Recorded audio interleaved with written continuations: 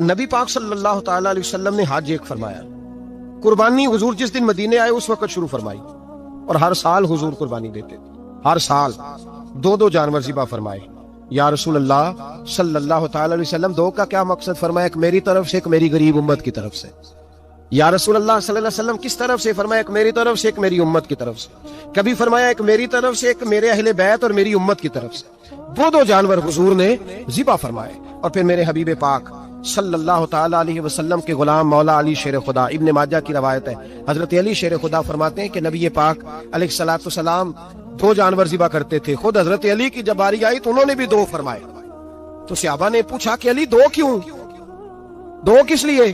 تو حضرت علی رضی اللہ تعالیٰ عنہ فرمانے لگے مجھے میرے حبیب نے وصیت فرمائی تھی کہ علی تو نے دو کرنے، ایک اپنی طرف سے کیا کرنا، ایک میری طرف سے کرنا۔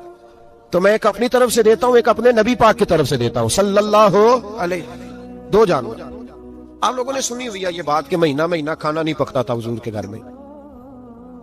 حضرت عائشہ فرماتی ہیں 3 چاند اور 3 سورج اکٹھے کبھی نہیں دیکھے جب ساتھ روٹی بھی کھائی ہو، یعنی 3 دن مسلسل کبھی کھانا نہیں کھایا۔ قربانیاں کتنی دی بولیے؟ حضرت علی شیر خدا کا مکان کوئی نہیں اپنا، کوئی گھر نہیں بنایا۔ مولا کائنات شیر خدا، میں نے یہ بات پھر دہرا رہا ہوں، پہلے بھی میں نے عرض کی تھی، پکا کرنے کے لیے دہرا رہا ہوں۔ حضرت علی کا کوئی کاروبار نہیں بظاہر۔ بی بی صاحبہ فرماتی ہیں کہ کئی ہفتے صرف سرکہ اور کھجوریں۔ قربانیاں کتنی؟ اسی سارے صاحب لان ٹورے ہیں کہ ساڑھے تے لگ دی ہے کہ نہیں، پکا۔ اور پھر جب بات ہوتی ہے دینے کی تو ماحول اور ہوتا ہے، جب لینے کی باری ہوتی ہے تو ماحول اور ہوتا ہے۔ قربانی واجب ہے اس شخص پر جس کے پاس 52.5 تولے چاندی یا 7.5 تولے، لیکن میں 7.5 تولے والا فتویٰ نہیں دیتا، میں 52.5 تولے چاندی والا فتویٰ دیتا ہوں، اس لیے کہ 52.5 تولے چاندی تو شاید تولہ یا 1.5 تولہ سونے کے برابر ہی ہو جائے، ٹھیک ہے نا جی؟ تو 7.5 تولے سونا 50-60 ہزار روپیہ جس آدمی کے اکاؤنٹ میں موجود ہے وہ قربانی کرے۔ بلکہ امام شافعی رحمۃ اللہ علیہ فرمایا کرتے تھے جس نے 3 کمروں کو تالا لگایا ہوا ہے وہ 3 کمرے فارغ ہیں، اس کے کسی کام کے نہیں، ان کی قیمت کا حساب لگائے۔ چھت پہ سٹور بنا دیا ہے، کوئی مطلب نہیں اس کا، اور جو ویسے رکھے ہوئے ہیں کوئی معنی ہی نہیں کمرے کا، فرماتے تھے حساب لگائے، قربانی کرے۔ رب کریم کی بارگاہ میں دینے کا جب معاملہ آیا تو گول کر گیا کام۔ میرے رسول کائنات سرور عالم صلی اللہ علیہ وسلم کا جب اپنے لیے چیزیں استعمال کرنے کا ماحول ہے تو محبوب پاک علیہ الصلوۃ والسلام نے مہینہ روٹی نہیں پکائی۔ یہاں جو آدمی ہر جمعرات کو 4 کلو بکرے کا گوشت پکاتا ہے اور ہر تیسرے دن مرغی کا گوشت لاتا ہے، وہ قربانی کی باری آتی ہے تو کہتا ہے میرے پہ لگتی نہیں۔ وہ ٹھیک ہے ابا جی لے آئے، ابا جی کی طرف سے قربانی ہے، اس دفعہ ابا جی کی، اگلی دفعہ اماں جی کی، اس سے اگلی دفعہ دادی جی کی۔ او خدا کے بندو، جس آدمی کے پاس پیسے ہیں پہلے اپنی قربانی واجب ہے۔ میری بات کی سمجھ آ رہی ہے عزیزوں کو؟ جو آدمی صاحب استطاعت ہے پہلے کس کی قربانی کرے گا؟ وہ کمائی کرتا ہے، اس کے اپنے اکاؤنٹ میں تنخواہ آتی ہے، ابا جی کے اکاؤنٹ میں نہیں آتی۔ اس نے اپنا بینک بیلنس چوری بھی رکھا ہوا ابا جی سے۔ پہلے اپنی قربانی کرے، اگر اس کو شوق ہے، دل کرتا ہے تو ایک اور خریدے، پھر ابا جی کی طرف سے کرے۔ اگر اللہ نے توفیق دیا تو ایک اور خریدے، اماں جی کی طرف سے کرے۔ اور اگر اس کے دل کو اللہ ٹھنڈک عطا کرے، سکون کرے، تو پھر اپنے رسول کی طرف سے بھی قربانی دے، پھر اپنے محبوب کی جانب سے بھی قربانی کرے۔ نبی پاک صلی اللہ تعالی علیہ وسلم نے ہر سال 2 قربانیاں دی، 10 سال، کل کتنی ہوگی 10 سالوں میں بولیے؟ اور جب حضور حج کرنے گئے نبی پاک نے 63 اونٹ ذبح فرمائے۔ ایک اونٹ میں کتنی قربانیاں ہوتی ہیں؟ 63 اونٹ حضور نے ذبح فرمائے۔ اور حدیث بڑی مزیدار ہے، حضرت ابو ہریرہ رضی اللہ تعالیٰ عنہ فرماتے ہیں کہ جب اونٹ ذبح کرنے کی باری آئی تو ہم سوچ رہے تھے، پریشان تھے کہ یہ تو بڑا مشکل ہے ذبح کرنا، بڑا مشکل ہے، اس کو تو نہر کرنا پڑتا ہے، گرانا پڑتا ہے، باندھنا پڑتا ہے، سب سے مشکل کام اونٹ ذبح کرنا ہے۔ تو نبی پاک صلی اللہ علیہ وسلم کی تو عادت کریمہ ہے، اپنے ہاتھ سے ذبح کرتے ہیں حضور۔ وہ ہمارا اللہ خیر کرے، اب اللہ یافظ ہے، ذبح کرنا تو دور کی بات ہے۔ ہمارا جو BA پاس لڑکا ہے نا، اس کو ڈر آتا ہے جانور کے پاس کھڑے ہوتے بھی، کہتے ہیں بچوں کو اندر لے جاؤ، 10 سال کا 12 سال کا اندر لے جاؤ، ذبح کرنا روئے گا۔ اور بس کرو یار، یہ کس قوم سے تمہارا تعلق پڑ گیا ہے؟ ہمارے تو 12 اور 14 سال کے معوذ اور معاذ ابو جہل کی گردن کاٹ کے رکھ دیا کرتے تھے، اور تو بچہ بکرا ذبح کرنے سے ڈرا رہا ہے، اس کو کھڑا کر لا کے۔ قربانی تو جہاد کی ٹریننگ ہے، وہ کھڑا کر، اس کو کہا بیٹا یہاں کھڑا ہو، اللہ کے رستے میں بکرے کی گردن کاٹنی ہے۔ اگر کوئی شخص خدا رسول کے دین کی مخالفت کرے، کفر کا جھنڈا اٹھائے، تو اس کی گردن بھی کاٹنی ہے۔ یہ ٹریننگ ہے بچوں کے لیے۔ یہاں عجیب ماحول ہے، ڈر لگ رہا ہے، پیچھے ہٹ جاؤ۔ اور جس صاحب کی قربانی ہے وہ بھی کوئی 1.5 کلومیٹر کے فاصلے پہ کھڑے ہیں، دور کھڑے ہو کے دیکھ رہے ہیں، نفیس ہی بڑے ہیں جناب، لطیف ہی بڑے ہیں، کپڑوں کو کوئی قطرہ خون کا لگ گیا تو بڑی مصیبت بن جائے گی. اور امیر آدمی اس کا تو گھر کسائی نے خود فون کیا ہے کہ صاحب سب سے پہلے میں آپ کے گھر آؤں گا. اس کو پتہ ہے کہ منہ مانگی قیمت ملے گی. مہربانی فرمائیں، قربانی میرے رسول پاک صلی اللہ علیہ وسلم سے زیادہ نفاست والی طبیعت کسی کی نہیں. صحابہ کہتے ہیں اتنا حسین محبوب کا انداز تھا کہ کبھی کپڑوں پہ مکھی بھی نہیں بیٹھی. اور حضور سے ہم سلام لیتے تھے، دست مبارک چومتے تھے تو ہمارے ہاتھوں سے کستوری کی خوشبو آنے لگتی. اور فرماتے ہیں نبی پاک کا ہاتھ یوں ہوتا تھا کہ برف بھی اتنی ٹھنڈی نہیں جتنا پیارا حضور کا ہاتھ ٹھنڈا ہوتا تھا. پھر بھی حضور دست مبارک میں خنجر پکڑتے، جانور کو لٹاتے اور اپنی طامت کو سمیٹتے اور اللہ کے حبیب گھٹنا رکھتے اس کی گردن پر اور بسم اللہ اللہ اکبر کہہ کے ذبح فرماتے. حضور خود دست مبارک سے تو اتنا زیادہ نازک مزاج ہو گیا ہے کہ اب یہ والی سنت ادا کرنا مشکل ہو گیا تیرے لیے. 63 اونٹ ہیں. اور صحابہ کرام علیہم رضوان فرماتے ہیں کہ حال یہ ہے ہم سوچ رہے ہیں کیسے ذبح کریں گے، کیا کریں گے، کیسے گرائیں گے. اور نبی پاک صلی اللہ علیہ وسلم کہتے ہیں ہم ابھی سوچ میں ہی تھے کہ حضور نے چھری پکڑی. خنجر جب حضور نے اٹھایا تو فرماتے ہیں اونٹ دوڑتا ہوا آیا اور نبی پاک کے سامنے آ کے لیٹ گیا. فرماتے ہیں اللہ کے رسول نے بسم اللہ اللہ اکبر کہہ کے ذبح کیا. اس نے ٹانگ بھی کوئی نہیں ہلائی، پیر بھی کوئی نہیں ہلایا.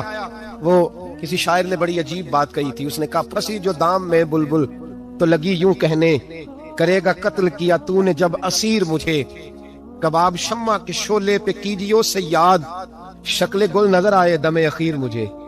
وہ کہتے ہیں بلبل کو شکاری، سیاد شکاری نے پکڑ لیا بلبل کو تو سیاد سے بلبل کہنے لگی تو نے پکڑا ہے تو قتل تو کرے گا ہی نا، کھائے گا تو صحیح، ایک میری منت ہے. شکاری کہنے لگا وہ کیا؟ تو بلبل کہنے لگی جب تو مجھے ذبح کرے نا اور پکائے تو مجھے پھول سے بڑی محبت ہے. اس طرح کرنا، کوئلے اتنے زیادہ دہکانا، اس قدر زیادہ آگ جلانا کہ ان کی شکل گلاب کے پھول کی طرح سرخ ہو جائے.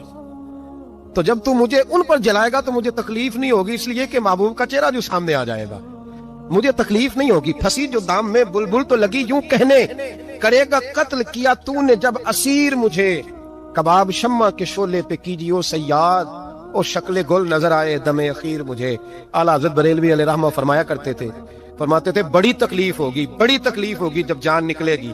روایتوں میں آتا ہے جس طرح باریک دوپٹہ جھاڑیوں پہ ڈالا جائے، کھینچا جائے تو پھٹ جاتا ہے، یوں تکلیف ہوگی. پر فرمانے لگے رسول اللہ کے غلام کو کوئی تکلیف نہیں ہوگی. حضور کیوں؟ فرمایا اس لیے کہ جب جان نکلنے لگے گی تو سامنے جلوہ ودہاد آ جائے گا. حضور کے جلوے ہوتے رہیں گے تو پتہ ہی نہیں چلے گا جان کیسے نکل گئی. پھنسی جو دام میں بلبل. تو صحابہ فرماتے ہیں کہ اونٹ دوڑتا ہوا آیا، حضور کے سامنے آ کے لیٹا، نبی پاک نے ذبح فرمایا اور فرماتے حد ہو گئی.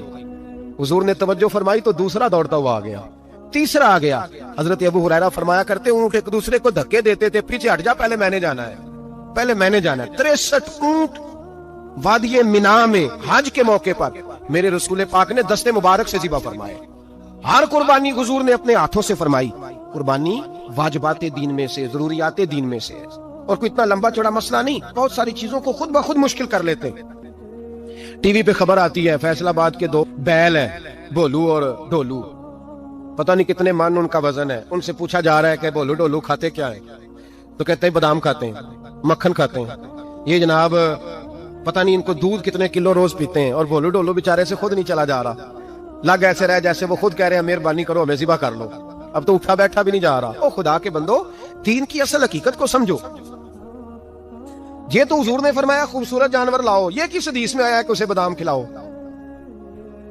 آج لوگ انسانوں کو روٹی نہیں مل رہی اور جانوروں کو بادام کھلا رہے ہو.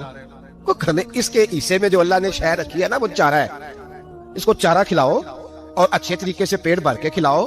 جانور کو پیٹ بھر کے چارہ کھلایا جائے تو جتنی اس کی طبیعت ہوتی ہے اس حساب سے وہ صحت مند ہو جاتا ہے. باقی یہ تو آپ کسی شخص کو اتنا کھلا دیں کہ اس کا پیٹ اتنا بڑا ہو جائے، پھول جائے، تو وہ بیچارہ تکلیف میں آئے گا کہ نہیں آئے گا؟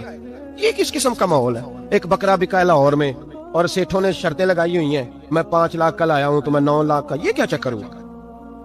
مجھے اتنا کھلایا جی اس کو فلاں چیز. یہ کس نے کہا ہے کھلانے کا؟ بادام کھانا کس حدیث میں آیا؟ کس صحابی نے اپنے بکرے کو بادام کھلائے؟ کس نے مکھن کھلایا؟ کس نے پیڑے کھلائے ہیں؟ بس کرو، عجیب تماشا لگ گیا. اور یہاں تو اتنی بری حالت ہو گئی ہے کہ عورتیں ناچنے لگی ہیں قربانی کے جانوروں کے آگے، بیبیاں بیچنے لگی ہیں. اللہ کے غضب کو آواز نہ دو. یہ قربانی ہے کہ ہر چیز کا، مذہب کی ہر شے کا مذاق بنا دیا ہے. جس دین نے عورت کی اپنی قربانی بھی ہو تو اس کو ذبح کرنے کی اجازت نہیں دی، مرد ذبح کرے گا.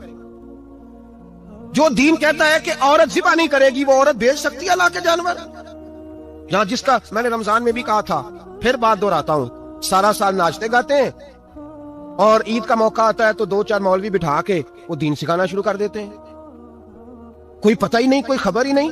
جس بوتل میں کل تک شراب بک رہی تھی اسی میں دودھ پلاؤ گے؟ جس برتن میں کل تک پیشاب تھا اس میں آج لوگوں کو شہد پلاؤ گے؟ بس کرو، یہ مذاق نہیں، یہ رسول اللہ کا دین ہے۔ نبی پاک سید عالم صلی اللہ تعالی علیہ وآلہ وسلم نے کوئی ذمہ عورت کے کوئی چیز نہیں لگائی ایسی جس میں اسے مردوں کے ساتھ شامل ہونا پڑے، اور عورت سمجھ ہی نہیں رہی کہ یہ اس کی تذلیل ہے، عزت نہیں۔ صابن بک رہا ہے تو ساتھ بی بی کھڑی ہے، شیمپو بک رہا ہے تو عورت اس کی جو ہے وہ ایڈ دے رہی ہے۔ یہ عزت ہے عورت کی؟ رسوا کر دیا تم نے ہر شے میں عورت۔ اب قربانی کا جانور بھی بی بی بیچے گی؟ غیرت کہاں گئی اس قوم کی؟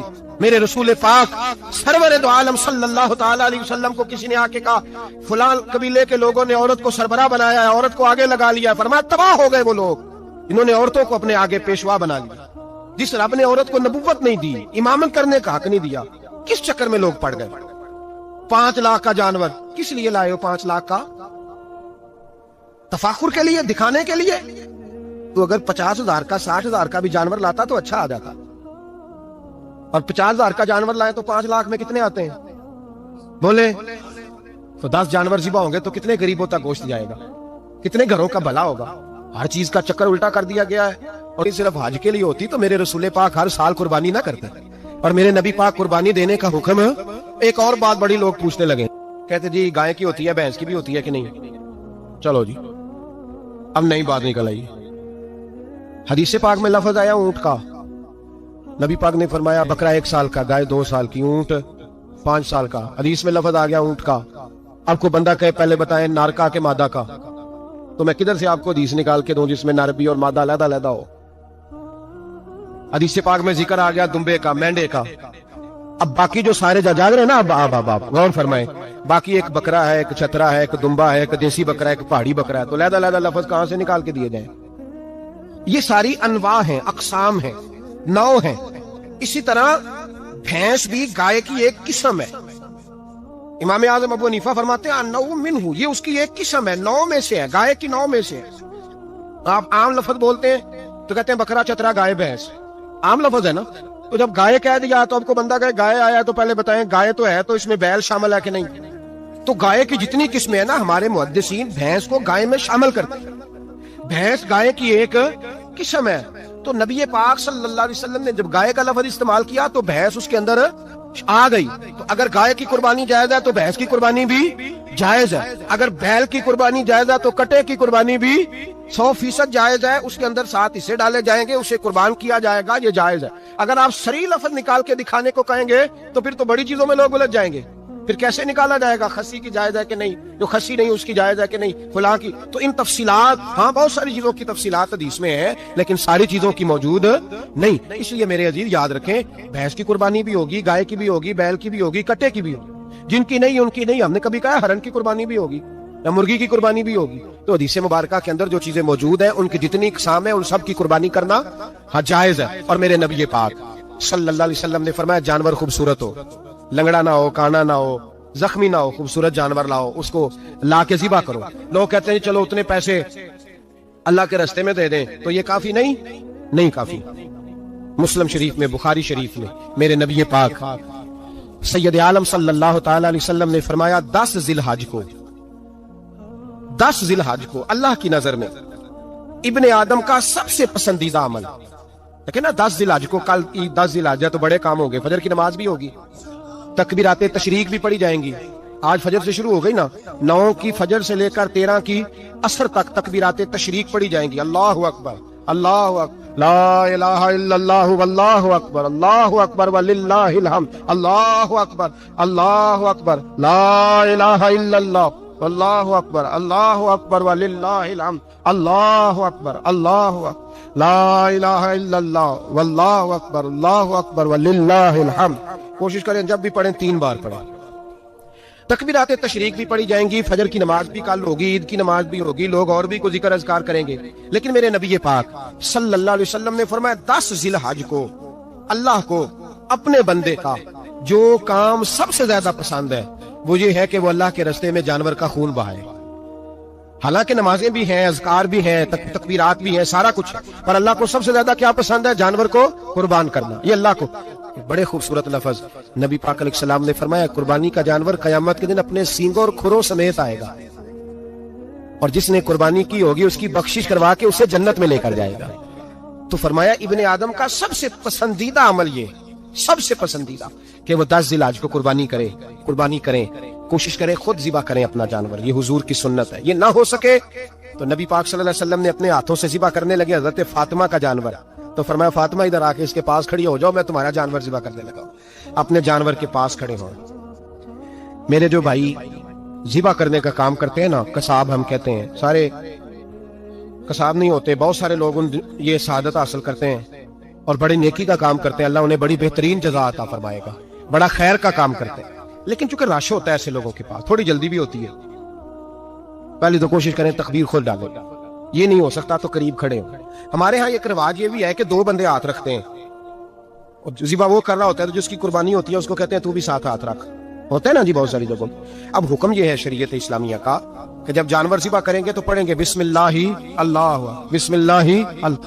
ہاں نبی پاک صلی اللہ علیہ وسلم نے لمبی دعا پڑھی، صحابہ بھی لمبی دعا، انی وجہت وجہی للذی فطر السماوات والارض حنیفا وما انا من المشرکین، یہ بھی پڑھا. اور پھر میرے رسول پاک صلی اللہ علیہ وسلم نے یہ بھی کہا کہ اللہ میری طرف سے قبول فرما، میری امت، میری اہل بیت کی طرف سے قبول فرما.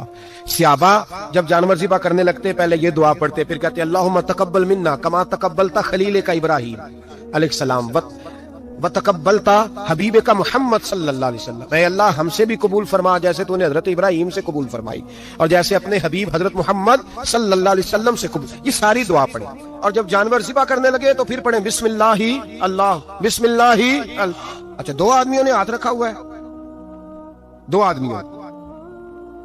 اب اگر ایک نے بھی نہ پڑھی بسم اللہ اللہ اکبر تو جانور حلال نہیں ہوگا، دونوں کو پڑھنا پڑے گا. یہ مسئلہ یاد رکھیں. ایک اور بات بھی بتانی ہے آپ، وہ بھی آپ نے یاد رکھنی ہے. قربانی کے بڑے جانور میں کتنے حصے ہوتے ہیں؟ 7. اب 7 حصوں میں 7 کی نیت قربانی کی ہونی چاہیے.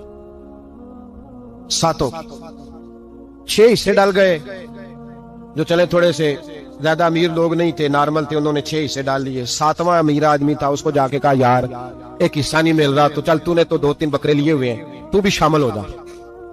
اس نے پہلے تو کہا نہیں یار میں نے اب لے لی ہیں. پھر جب اصرار کیا تو کہا چلو ٹھیک ہے بڑے گوشت کا قیمہ کرا لیں گے. تو اس طرح کرو، ڈال لو میرا بھی حصہ. اب 6 کی نیت قربانی کی، 7ویں کی گوشت کی، کسی کی بھی قربانی نہیں ہوگی، گئے سارے. اب اس کے لیے شرط کیا ہے کہ اس کو بھی آپ، اصل میں ہمیں مسائل نہیں آتے، نہ ہم سیکھتے ہیں نہ پتہ کرتے ہیں، پھر خرابی ہوتی ہے. اب اس سے کہیں کہ یار قربانی سے پہلے اپنی نیت کا اعادہ کر، اپنی نیت کا اعادہ کر، بتا کہ تیری نیت کیا ہے، اگر غلط ہے تو صحیح کر لے، تاکہ سب کی قربانی تو بتا. یہ جو تو رکھ رہا ہے قربانی، تو کس کی قربانی کر رہا ہے؟ دادا جی کے نام کی، ابا جی کے نام کی، اپنے پیر کے نام کی، استاد کے نام کی، یا رسول پاک صلی اللہ علیہ وسلم کے نام، نبی پاک کے نام کی؟ اس سے پوچھیں، اور جو وہ نیت بتائے اس نیت کی دعا ہوگی، اس کی طرف سے کہا جائے گا اللہ اس کی طرف سے اسے قبول. میری بات کی سمجھ آ رہی ہے میرے عزیزوں کو؟ اور اس ارادے کے ساتھ قربانی، اگر ایک کی بھی نیت خراب ہو گئی تو مسئلہ بگڑ گیا. پوچھنا نہیں کسی بندے سے بھی کہ قربانی لی ہے کہ نہیں، کسی سے نہیں پوچھنا، کسی سے سوال نہیں کرنا کہ قربانی کا اس دفعہ کیا پروگرام، قطعاً نہیں. سفید پوش آدمی کے لیے مسئلہ بن جاتا ہے وضاحت دینا. جب اللہ تعالیٰ نے سب پر فرض نہیں کی تو ہم کیوں تفتیش کرتے پھرے؟ ایک تو سوال نہیں کرنا، دوسرا خود سے دیکھ لیں کس نے خرید لیا کس نے نہیں خریدی. جنہوں نے نہیں خریدی ان کی لسٹیں بنائیں، لائنیں لگا کے گوشت نہیں بانٹنا، کوشش کرنی ہے دروازے تک دے کے آئے. کریم کا کرم ہم تک پہنچائے تو دروازے تک پہنچائے. اس نے ہمیں دیتے وقت معاذ اللہ کسی قسم کی رسوائی کسی آشکار نہیں ہونے دیا، تو ہم نے بھی بانٹتے وقت کسی کو رسوا نہیں کرنا، پریشان ہے، خوبصورتی سے بانٹنا. ہر سال دنیا قربانی کرتی ہے. رسول پاک علیہ السلام نے حد بندی، یا رسول اللہ قربانی کیا ہے؟ فرمایا جناب ابراہیم کا طریقہ ہے.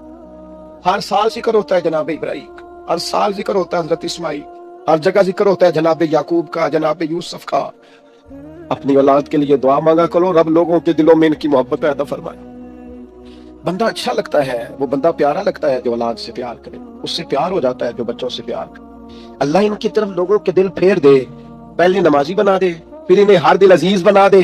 اب حضرت ابراہیم کہتے ہیں وَارْزُقْهُم مِّنَ الثَّمَرَاتِ لَعَلَّهُمْ يَشْكُرُونَ، یا اللہ انہیں پھلوں میں سے رزق بھی دے تاکہ یہ تیرا شکر ادا کریں. अल्लाह इन्हें रिस्क भी अता फरमा, इन्हें फलों में से रिस्क भी दे।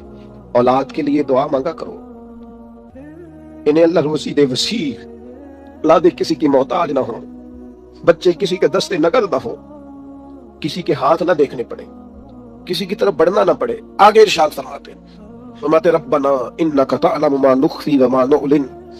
हजरत इब्राहिम ने बात ही खोल दी, फरमाया ऐ रब, तू जो हम जाहिर करते हैं वो भी जानता है और जो हम छुपाते हैं वो भी जानता है। वमा यख्फा अलल्लाहि मिन शैइन फिल अर्दि वला फिस समा।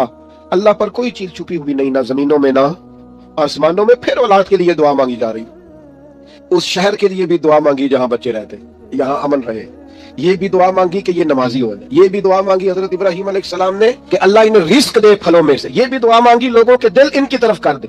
और फिर कहा तू जानता है हमारे जाहिर और बातिन को। फिर इरशाद फरमाया कि मैं अब बीच में शुक्र भी अदा करते, कहते हैं अल्हम्दुलिल्लाहिल्लज़ी वहब ली अलल किबरी इस्माईल व इसहाक।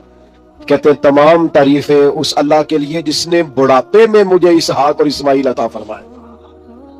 बुढ़ापे में अल्लाह ने औलाद दे दी, सारी तारीफें उसके लिए। फिर इरशाद फरमाते हैं इन्ना रब्बी लसमीउ दुआ, बेशक मेरा रब दुआओं का सुनने वाला है। आगे इरशाद फरमाते हैं रब्बी जअलनी मुकीमस्सलाति व मिन ज़ुर्रिय्यती। ऐ अल्लाह मुझे भी नमाज कायम करने वाला बना दे और मेरी औलाद को भी नमाज कायम करने वाला बना दे। क्या ही मजा है अगर बाप बेटा एक साथ में खड़े होकर नमाज पढ़े। क्या ही लुत्फ आए अगर बाप बेटा इकट्ठे हिराम बांध के तवाफ करें। क्या मजा याद आए अगर कभी बाप बेटा बेटियां अहले खाना सारे इकट्ठे हुजूर की बारगाह में हाजिर हो। क्या निराला अंदाज। मुझे भी नमाजी बना दे और मेरी रब्बना व तकब्बल दुआ।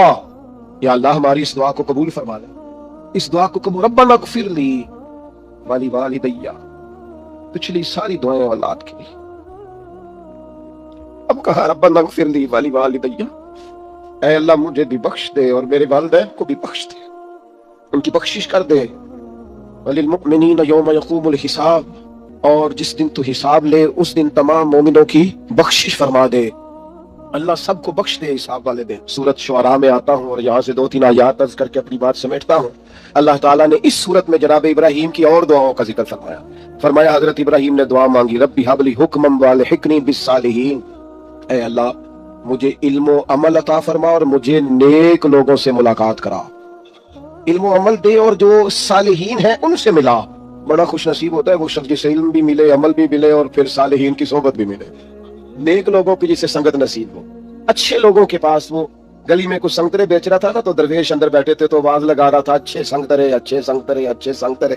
तो बाबा जी को अंदर ही बजद हो गया। किसी ने कहा ये क्या हुआ? फरमाने लगे वो कह रहे जिन्हां दे संग चंगे सानो तरे, अच्छे संग तरे, जिन्हां दे संग अच्छे सानो तरे। जनाब इब्राहिम की दुआ देखो, फरमाते रब्बी हबली हुक्मम वालहिकनी बिस्सालिहीन। ऐ अल्लाह हुक्म अता फरमा, माना मुफस्सिरीन ने किया इल्म अमल अता फरमा, और ऐ अल्लाह मुझे उनसे मिला दे जो साले लोग हैं। ये दुआ मांगते हैं। फिर कहते हैं ऐ अल्लाह जो लोग मेरे बाद आए ना उनमें मेरी सच्ची नामवरी रखना। ऐ अल्लाह बाद वाले पिछले हमारा जिक्र करें तो जरा अच्छे लफ्जों के साथ करें, हमारे बाद हमारा जिक्र हो तो खैर के साथ हो। हमारी तालीम के लिए जनाब इब्राहिम दुआ करते हैं, फरमाते हैं कि पीछे इस तरह का छोड़ के जाना कि तुम्हें खैर के साथ याद किया जाए। यानी तुम कहीं बैठो तो लोग कहें क्या बात है, और उठ के जाएं तो लोग कहें क्या बात है। लोगों के बीच हमारी अच्छी नामवरी हो। जनाब इब्राहिम दुआ मांगते हैं। जनाब इब्राहिम कहते हैं वजअलनी मिन वरसती जन्नतिन नईम। या अल्लाह उन लोगों में से कर दे जो जन्नत नईम के वारिस है। हमारे ताल्लुक बना पर जन्नतियों से बना, हमें उनसे जोड़ दे जो चंगियां दे लड़ लगी सां ते झोली च फुल पे। तो एक दिन भैड़ियां नाल मैं रल गई ते मेरे अगले भी डुल गए। कहा ऐ अल्लाह उनमें से कर दे जो जन्नत नईम के वारिस है। और फरमाया वला तुखज़िनी यौम युबअसून। या अल्लाह उस दिन रुसवा न करना जिस दिन लोग कब्रों से उठाए जाएंगे।